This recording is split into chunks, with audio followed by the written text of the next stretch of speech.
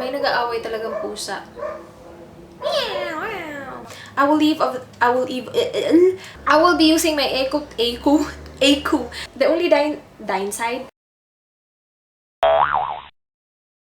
Hi guys, this is Rhaze. Welcome back to my channel. Today, I will be doing another review for you guys. It will be on the Maybelline Super BB Cream Mineral Guard Filter Super Cover SPF 50 PA+++++. Wow, apat na pluses yun, you guys. I got mine from Beauty MNL for 399 pesos. Yeah, 399 pesos. Ito yung pinakabagong BB cream from Maybelline. So when I saw it sa Maybelline Facebook, I was like, wow, that looks really promising. Tapos meron pa siyang SPF 50. Yun talaga yung rason kung bakit ko siya kinuha. When I visited Beauty MNL, they only have 2 shades available, which is kind of a bummer. They only have medium and natural. And the medium is the darker shade, so obviously I got the medium. The packaging though, I really like it. It's in a really nice metallic kind of rose gold packaging. For the claims naman, it says here, our first advanced BB 8-in-1 benefits with ultra covering minerals offer high yet refined coverage for flawless bare skin look. First, perfectly covers imperfections, hides pores, all-day wear, blocks UV rays with SPF 50 PA++, protects skin from pollution,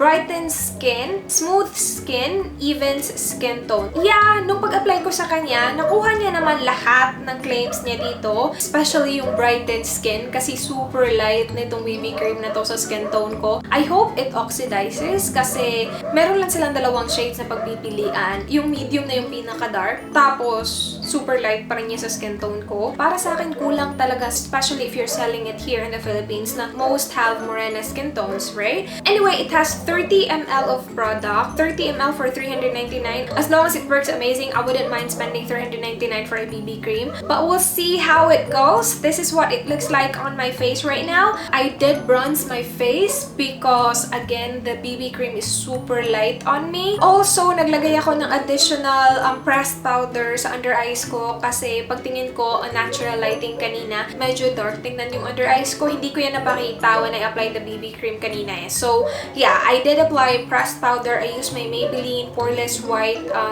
pressed powder under my eyes. Yung na-add lang sa face ko is bronzer, tapos yung pressed powder, lipstick, and then my brows. I will go ahead and take a flash photo and see how it will look like.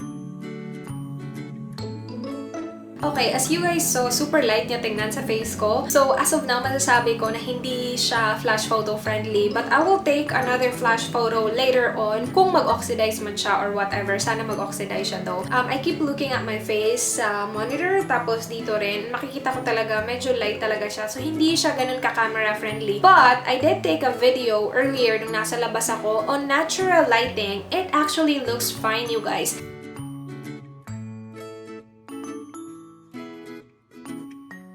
Siya super light tingnan sa mukha ko on natural lighting ha, so okay lang naman siya, pero on video and on flash photo I'm not really liking it. Super light niya tingnan sa face ko. Oh well, I will go ahead and show you guys the clip of me applying this on my face. Basa pa talaga yung buhok ko eh, pero I will go ahead and apply this BB cream right now. I'm so excited. I received it today. May tape pa siya. Oh gosh, ito na naman tayo sa mga nakakasira ng buhok. Okay, so before ko siya i-apply, this is what my face looks like. I did apply moisturizer. That's what I do all the time. After ko talaga mag-shower, nagmo-moisturize talaga ako. I use my Eye White Aqua Moisturizer. I have oily skin, tapos I have redness around my nose, tapos super uneven ng skin tone ko. As you guys can see, may mga blemishes sa kung saan-saan. And yung pores ko, hindi naman masyadong kalakihan yung mga pores ko. Yung dito lang na side, dito. And then on my nose as well. I will go ahead and use my fingers on this side of my face. Yung amoy niya parang, hala, hindi ko ma-explain yung amoy. Pero strong yung amoy niya, guys. Parang it reminds me of something na hindi ko alam kung ano. We'll see kung maaalala ko yan mamaya. Ooh! Wow! Super thick nito, guys. You don't need a lot. Napadami yung apply ko. Konti lang yung i-apply nyo muna kasi super, ano niya, super thick niya pala. So, ilagay ko yung iba sa aking neck.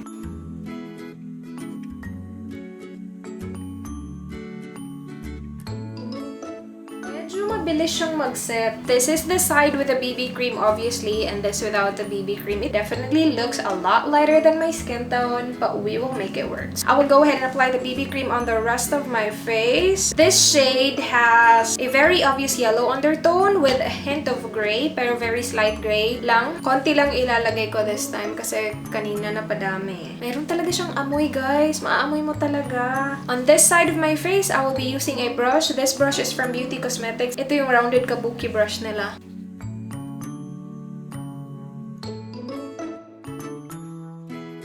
Wow! Sobrang puti naman tignan sa mukha ko. As you guys can see, it has a very obvious glowy finish. Right door. That kind of concerns me because I have oily skin. Oh my gosh, napakaputi tingnan ng aking mukha earns. Nung paglagay ko sa kamay ko, yellow naman yung undertone niya, pero parang naging grayish yung undertone sa aking face. Nakaka-lurk. Yeah, na-blur out niya yung pores ko. Tapos na-even out niya din yung skin tone ko. The only downside na nakita ko ngayon is super light niya. So I'm gonna set it with powder. I will be using this Eco Tools brush that I got from Pretty Angel Shop. This is my favorite powder brush. Para akong ewan, tignan. Super light. Pag-a-apply na rin ako ng blush, I will be using the NYC Cheek Glow. This is from VA Cosmetics. I will leave their link below. They're selling affordable US authentic makeup. Bet na bet ko rin tong blush na to kasi very setto lang ng ano niya, color niya. Okay, so that's what my face looks like right now. Yes, very light pa rin niya. But as of now, it feels really nice on the face. Parang wala lang talaga. Hindi siya malagkit sa face at all. Hindi siya mainit. And it is now 11:41 ng umaga. I'll get back to you guys later for an update. It is now 4:39 ng hapon, and this is what my face looks like. This BB cream is so weird. Under natural lighting, okay na okay siya tingnan. Pero sa video and sa flash photo, it doesn't look as nice. I took a flash photo. I'll flash it right here, right now.